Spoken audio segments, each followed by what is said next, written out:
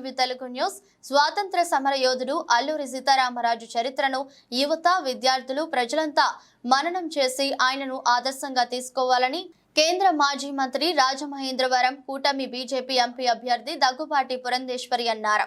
మంగళవారం స్థానిక గోదావరి ఘటన జాతీయ అల్లూరి సీతారామరాజు యువజన సంఘం ఏర్పాటు చేసిన అల్లూరి నిలువెత్తు కాంస్య విగ్రహం వద్ద జరిగిన అల్లూరి శతవర్ధంతోత్సవ కార్యక్రమంలో ఆమె ముఖ్య అతిథిగా పాల్గొని అల్లూరి విగ్రహానికి పూలమాల వేసి ఘనంగా నివాళులర్పించారు.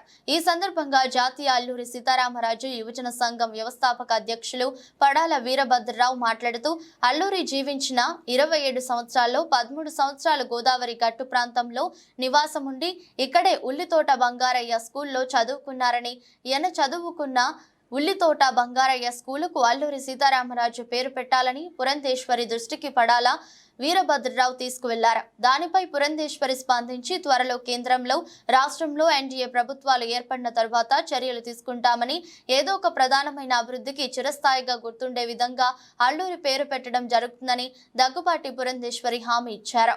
ఈ కార్యక్రమంలో జాతీయ అల్లూరి సీతారామరాజు యువజన సంఘం ఉపాధ్యక్షుడు మాదేటి రవిప్రకాష్, కంబాల శంకర్రావు, చిట్టిబాబు, ధర్మ, వెలమ దుర్గప్రసాద్, పద్మజ, విభూది శ్రీనివాసరాజు, శాంతారాం, బీజేపీ నాయకులు బొమ్ముల దత్తు, రేలంగి శ్రీదేవి, కురగంటి సతీష్, రొంగల గోపి శ్రీనివాస్, కాలేపు సత్యసాయిరాం తదితరులు పాల్గొన్నారు.